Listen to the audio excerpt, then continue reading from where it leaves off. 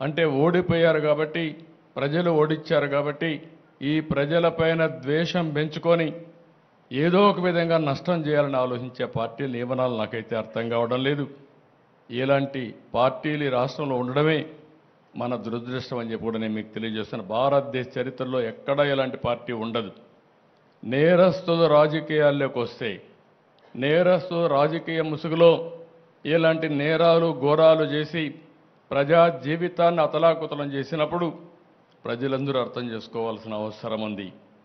అదే కానీ నేరస్తులు రాజకీయ ముసుగు లేకపోతే నాకు 2 నిమిషాలు పట్టకొచ్చి తాట తీసి ఎక్కడ పెట్టాలనో అక్కడ పెట్టేవాడిని అని చెప్పి కూడా నేను మీకు తెలియజేస్తున్నా. నేను చాలా సంక్షోభాలు చూశాను. నాకు ఇవన్నీ ఒక లెక్క కాదు. నా పీరియడ్లో ఎవడో రౌడీ అనేవాడు ఎవడో రోడ్డు మీదకి వచ్చేవాడు కాదు. ఒకే మాట చెప్పాను, ఎవరైనా రౌడీ అనేవాడు రోడ్డు మీదకి వచ్చేదానికి వీలు లేదు, ఈ రాష్ట్రంలో ఉండడానికి వీలు లేదని చెప్పి నిర్మోహమాటంగా యాక్ట్ చేసి రౌడీయిజాన్ని, అంత మునుపంత గల్లీకి ఒక లీడర్ ఉండేవాడు, అటు తెలంగాణలో కానీ ఇటు ఆంధ్రప్రదేశ్లో కానీ ఆ 9 సంవత్సరాలు రౌడీలు లేకుండా చేశాను. రాయలసీమ మొత్తం ముఠాలు, ఒకరినొకరు కొట్టుకోరు చనిపోయేవాళ్ళు, కక్షలు పెంచుకునేవాళ్ళు, తరతరాలుగా ఆ కక్షలు కొనసాగేటివి.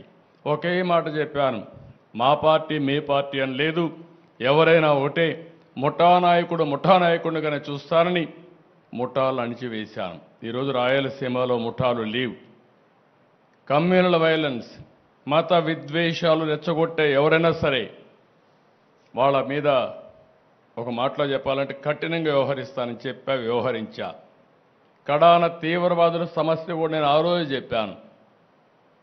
ఇది రాజకీయ, ఆర్థిక, సామాజిక సమస్య. ఇక్కడ ఈ రాష్ట్రంలో అభివృద్ధి కావాలంటే, ఇలాంటి సమస్య ఉండడానికి వీల్లేదంటే కడాన నా మీద కక్ష కట్టి మీకు అందరికీ తెలుసు, తిరుపతి వెంకటేశ్వర స్వామి బ్రహ్మోత్సవాల సమయంలో బాంబులతో నాపైన దాడి చేసిన, ప్రజలకు న్యాయం జరగాలి, మీకు లా అండ్ ఆర్డర్ ఉండాలి, శాంతి భద్రతలు ఉండాలనే ఉద్దేశంతో నా ప్రాణాన్ని కూడా లెక్క పెట్టుకోకుండా ముందుకు పోయిన విషయం మీరందరూ గుర్తుపెట్టుకోవాల్సిన అవసరం ఉంది. ఇప్పుడు నాకు ఒక పెను సవాలుగా తయారైంది. మాట్లాడితే రాజకీయాలు మాట్లాడతారు. ఒక రాజకీయ పార్టీ ఆఫీసు పైన దాడి చేస్తారు.